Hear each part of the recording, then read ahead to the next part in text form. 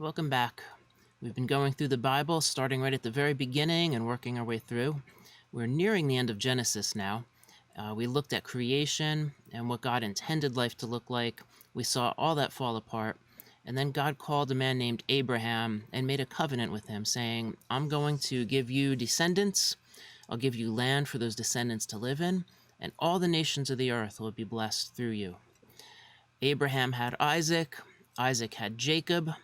Jacob's name means deceiver, basically, and that's how he spent his life deceiving people until he confronted God, and God changed his name to Israel, or wrestles with God. That's pretty much where we left off. Jacob had 12 sons. The firstborn was Reuben, and we talked about the firstborn son being extremely important to the family because when the head of the household dies, that oldest son is the one who takes over responsibilities for that part of the family. And so that firstborn son would get a double blessing, a double inheritance. You start out with twice as much as your brothers to get a start on life. We also talked about being raised. As a child, a boy would be raised by the woman, but at a certain age, usually around age 13 or so, that child moves into the men's work, learns the family trade, and starts picking up more and more responsibilities as a man. Girls also grow up with the women, and they're actually learning how to be a blessing to another family. And so the greatest thing that can happen in that culture for a woman is to marry into a good family and be able to provide male children for her husband. And that would carry on that family name, the family line. And that was your identity. Your family was your identity. This is an honor and shame culture, and that becomes very important to this next segment. The best thing that could happen to you is honor comes on you and your family. The worst thing that could happen is that shame comes on you and your family. And if you're shamed, that's a really bad thing. Well, for a young woman who's unmarried, if you are at a certain age, you're around probably 13, 14, young teens, you're probably going to be married into another family. And you have the opportunity then to bring honor to a family by providing that male child. But if you wait too long to marry, and there is quite a bit of leeway there, and in some cases more than others, but if you wait too long to marry, or especially if you've been married before and either were sent away or divorced, or to a lesser extent if your husband dies, it's not looked on favorably, and it's very difficult in that culture to remarry. But if you sleep with somebody outside of marriage, then that's really bad, and shame will come upon you. Well, we're picking up Abraham, Isaac, and Jacob's story in Genesis chapter 34, for those of you following along. And remember, there was one daughter mentioned. They may have had many daughters, they may have only had this one, but this one is mentioned. Her name's Dinah. And Dinah was remember, Jacob, the father, had 4 different women that he was having children by. Dinah was the daughter of Leah, and she had 6 brothers. The oldest of those was Reuben, the very firstborn of all of the children.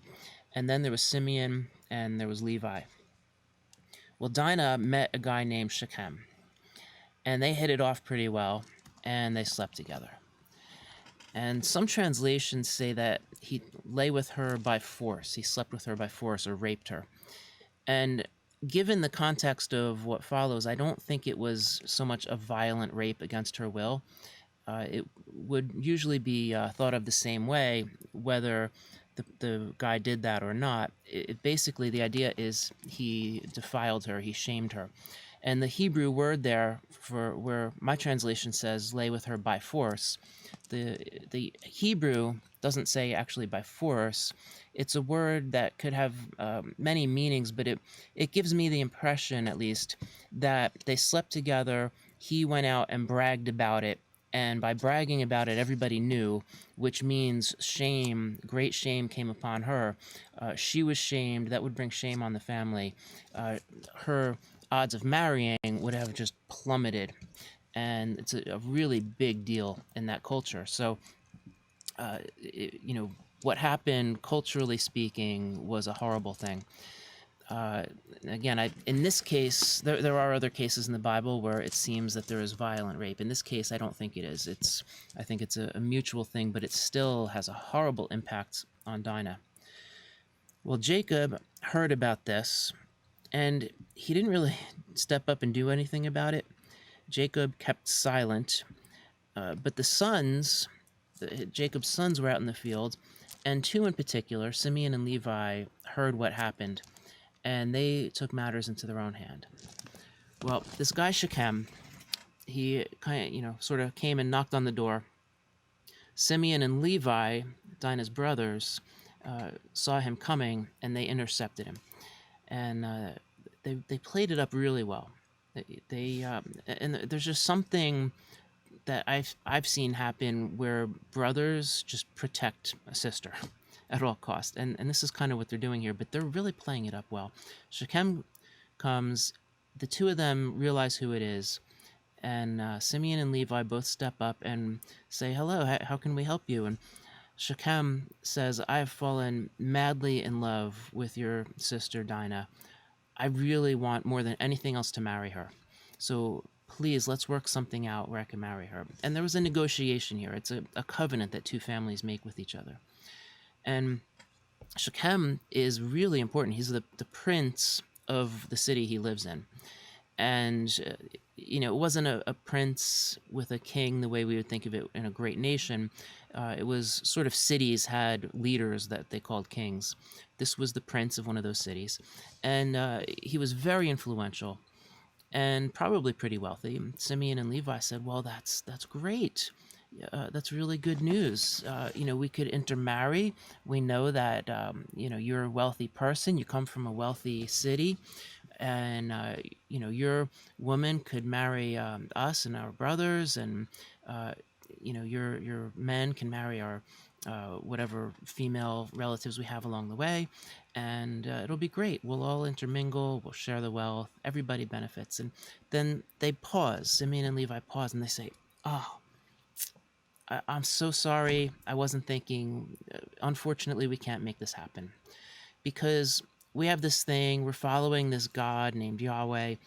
And he really kind of demands that everybody who's in our family is circumcised. And if our relatives will intermarry, you'll be marrying our sister, we'll be marrying your woman, and we'd become family. And we can't do that because none of you are circumcised. Unless, what if you and the men of your city all get circumcised? That's a great idea. Then it would be wonderful." And they really play this thing up. Simeon and Levi play this up. Shechem is excited. He's going to get to marry Dinah. The circumcision thing doesn't sound like all that much fun, but the benefits to everybody, it's one of those everybody wins situations. He marries the woman that he's madly in love with. The whole city, and for Shechem and his city, Jacob's got quite a bit of wealth. And the people of that city would get a piece of that wealth because they'd all become family. So just looks good for everybody here. And Shechem agrees to it. He goes back and he speaks to the city, and he tells all the men of the city they need to be circumcised. They do this, and Simeon and Levi wait till just the right moment. They know that all the men of the city would have been circumcised by now, which means they're all curled up in pain. They can't really stand and walk. So Simeon and Levi grab their swords and go into the city and just go house by house, slaughtering all the men of the city. The men in the houses, they'll hear a commotion and kind of stumble their way over to the window to see what's going on, just in time for Simeon and Levi to burst through the door with their swords. They can't even grab their sword. They're just hunched over in pain. And Simeon and Levi slaughter everybody. Not a good, wholesome story. These are the heroes of our faith. And so that's the first little detour there. Well, some time goes on. Jacob and the family move around a little bit more. Here we get the account of Rachel giving birth to Benjamin and dying in childbirth. So there are 12 sons now, and the youngest is Benjamin. The second youngest is Joseph, and he is the favorite. But now that Rachel's dead, Rachel was the love of Jacob's life. He was crazy about her and never stopped being crazy about her. And now that she's dead, he has Joseph and Benjamin, and every time he looks at them, he sees her eyes, right? Her features, they both remind him of Rachel. And he loves them now more than ever before and deeply, deeply favors them. Now, right at near the end of chapter 35, just a quick little note that you almost pass over. It came about while Israel was dwelling in that land. Israel is Jacob, name was changed. While Israel was dwelling in that land, Reuben, the firstborn, went and lay with Bilhah, his father's concubine, and Israel heard of it. Apparently, he did nothing. It's not really common that men would sleep with their father's wife, but it did happen now and then, and usually it was a sign that I am now the man of the house. Dad can't protect his woman, and if he can't protect his woman, how's he going to run the whole family? I'm the man of the house. So that's usually the statement that's being made when this happens. We'll jump ahead a little bit. In chapter 37, Joseph has a dream. 2 dreams, in fact. And both dreams make it pretty clear that in the dream, Joseph is standing, and all the brothers, and in the second dream, even the mother and father, Joseph's mother and father, all bow down to him. The brothers already hate Joseph because of all the favoritism in the house. But now he's having these dreams and bragging about them. He's really rubbing it into his brothers. I had this dream, and here's what's going to happen. I bet it's really going to happen. You all are going to bow down to me.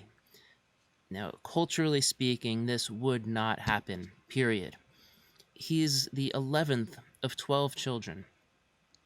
He has like no rights at all.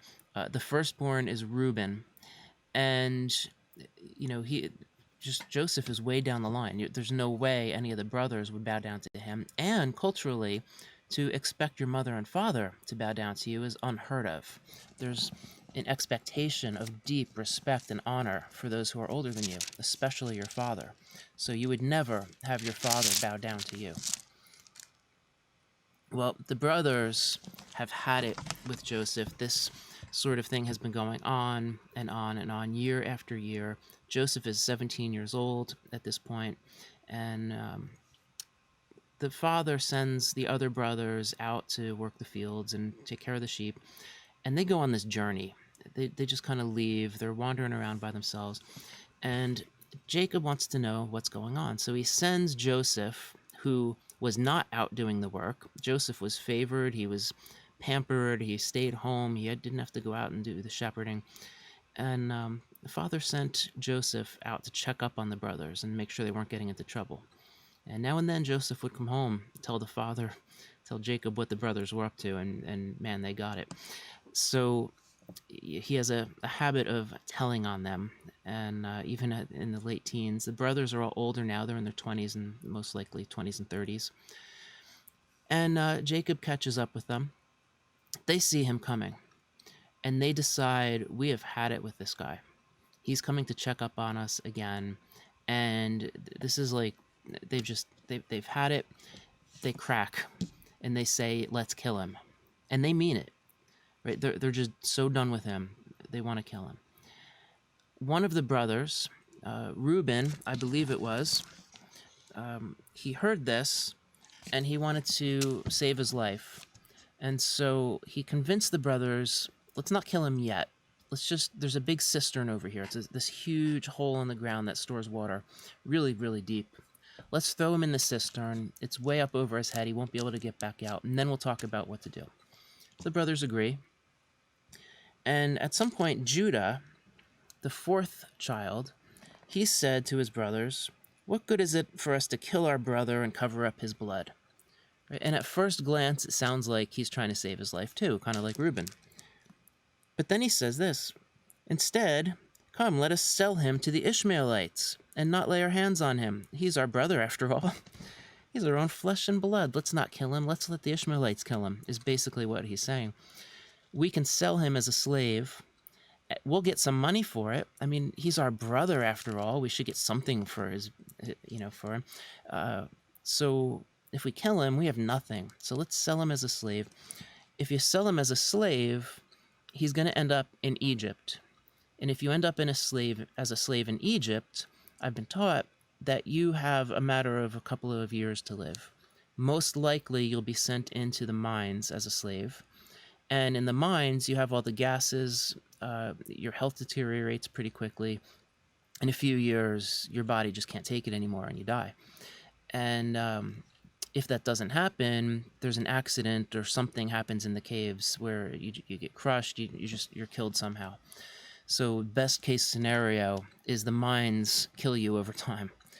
The worst case scenario is you're dead quicker, even quicker than that.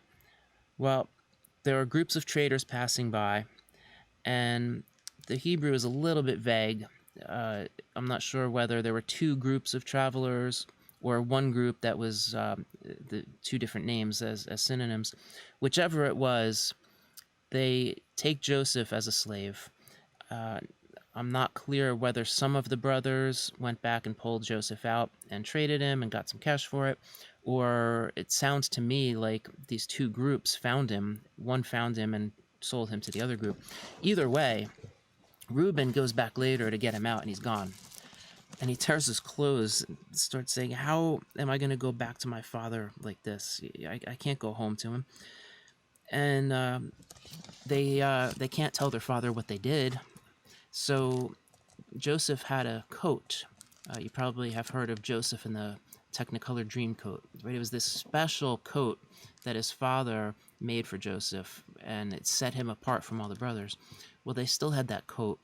They slaughtered an animal and put the animal's blood all over that coat and brought it back to their father and made it look like he just died this horrible, violent death. All we found was this cloak. This coat, it's not your son's, is it? Because that would break our hearts. And the father recognized the coat, obviously, and there was blood all over it and no sign of Joseph. In his mind, in Jacob's mind, Joseph is dead. And he doesn't really recover from this. Most people go through the grieving cycle. Jacob just doesn't even go through the grieving cycle. He is just so utterly heartbroken. The firstborn son of the deceased woman who he was madly in love with is now dead. He doesn't get over it. The brothers, meanwhile, assume that Joseph has gone into Egypt, which he did, and that he was taken as a slave into the caves, and within a short amount of time, a couple of years, he'd be dead. Well, you'd think the story would continue from there, right from that spot. Instead, we take another little detour. Judah, the fourth son, born to Leah, Judah left the family. Your family is who you are. It forms your identity. Your family is everything that people need to know who you are. You never leave your family unless you have a really, really good reason, and Judah didn't. Except that every day he got up and went down to the breakfast table and saw the pain in his father's eyes that he and his brothers caused. He was one of those responsible for the death of Joseph, and he couldn't bear the guilt anymore, and so he left. I can't find any other explanation other than that, because you just don't leave your family, and he left. Well, we read a little bit about Judah, and we find out what a great man he is. He left the family, right? First strike against him. That would bring shame on him and the family. He didn't care. He left anyway. And he got where he was going, Adullam, I believe it was, and met a woman, got married, and they had kids. They had 3 sons. First son was named second was named Onan, the third was named Shelah. So Judah found a wife for the firstborn, And in chapter 38 of Genesis, the Bible tells us that this firstborn child of Judah, was evil in the sight of the Lord, so the Lord took his life.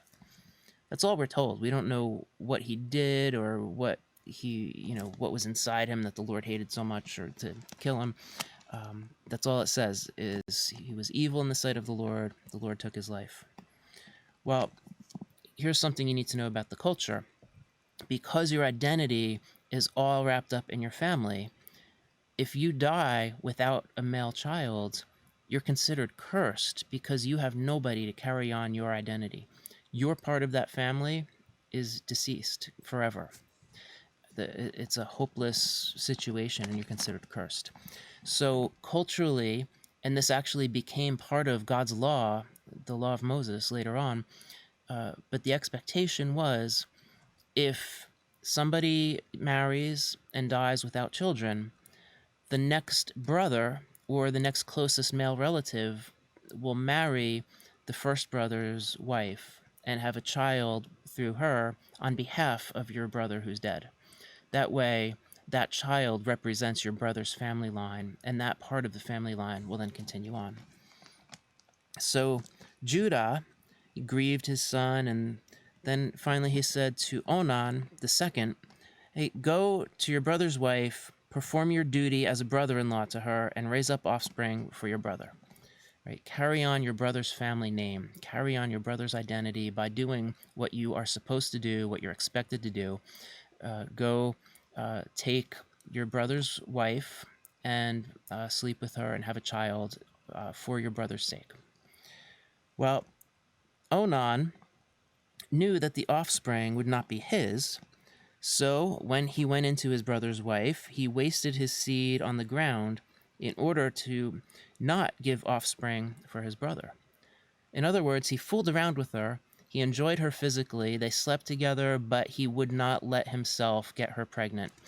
Instead, he was practicing old school birth control, I guess you would call it, spilling his seed on the ground instead of inside her, so she couldn't get pregnant. And God decided this was no good either. And what he did was displeasing in the sight of the Lord, so the Lord took his life also. Well, Judah has one son left, and there's still no children for either of his first two sons who have died. And Judah says to himself, I don't know what this woman is doing to my children, but she's not going anywhere near my only remaining son. So he makes all these excuses. Culturally, she would be considered being married then to that third son who has a responsibility to give her children. Well, Judah says, the last son is too young. It's you have to wait a little while till he's old enough. And then he finds other excuses not to let this woman anywhere near that son. She starts to realize Judah is never going to let me marry this child. So she takes matters into her own hand. And at the end of the harvest season, people go up with some of their crops. They have this big feast. It's a big, long party. And it was very common. Like, people worshipped lots and lots of gods. And some of these gods had temple prostitutes. And you worship these gods by sleeping with these temple prostitutes. So the wife of Judah's sons, her name is Tamar. Tamar dressed herself up like a temple prostitute and waited on the road that she knew Judah would take to get up to that feast. And when Judah got there, she stepped out and solicited him. She played the role of a prostitute, convinced him to sleep with her. He did.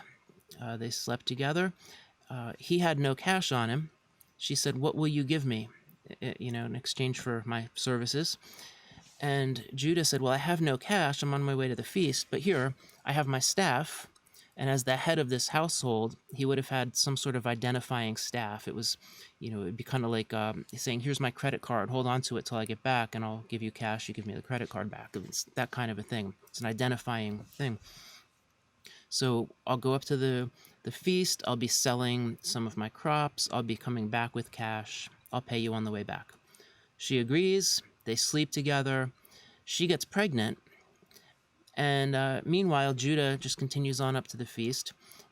Feast ends. He comes back. He looks for this prostitute to give her the cash, and he can't find her. She's nowhere to be seen. So he asks around, have you seen that temple prostitute? And everybody's saying, there's no temple prostitute here. Well, he finally says, you know what? She can keep the staff. And he gives up and goes home. A little while later, a couple months go by, he receives word that his daughter-in-law, Tamar, is pregnant. Well, she obviously wasn't pregnant by either of the dead sons, and he wasn't letting her anywhere near the third son. So she therefore is pregnant by somebody who's not her husband, and therefore she's committed adultery and she'll be stoned. Judah's reaction is, well, done with that problem. That solves that problem. This is Judah, right? Great guy. Well, she sends word, a message saying, yes, it's true, I am pregnant.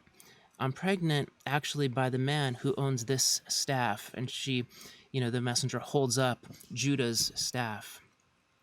Judah realizes what happened. As soon as he sees the staff, he realizes what happened. He kind of falls on his knees and says, she is more righteous than I am. And right there, something changed inside of Judah. We don't really hear from Judah again for a few chapters. The next time we hear from Judah, he's actually back with the family. So something there happened. He ended up coming home. Well, meanwhile, Tamar gives birth to twins. And so Judah now has these twin children in addition to his one remaining son. Well, that's a glimpse into what's happening with not just Joseph, but also Reuben, Judah, Dinah, Simeon, and Levi. This family is a mess. This is Jacob's family. Abraham, Isaac, Jacob, the great fathers of the faith. This is a glimpse into their lives. And it continues from here. So in the next section, we're going to finish up Genesis and find out what happens with Joseph and with the brothers.